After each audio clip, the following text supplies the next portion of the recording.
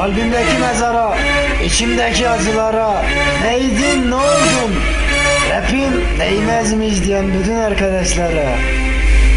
Değmezmiş sana yalan dolan aşkına, uykusuz geceler bıraktın sen hayatıma.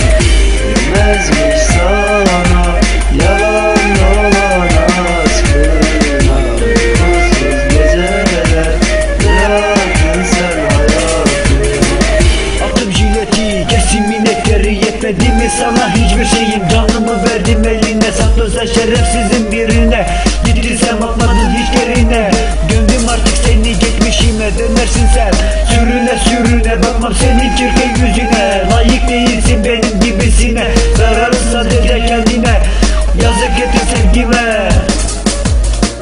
Değmezmiş sana yalan dolan aşkına, uykusuz geceler bıraktın sen hayatıma. Değmezmiş sana yalan dolan aşkına, uykusuz geceler bıraktın sen hayatıma. Bak gülüm, bu sözlerim sana. Ucuza sattın sen bu aşkımı. Seni sevdiğimi anlayacaksın, seni sevmediğim zaman. Yo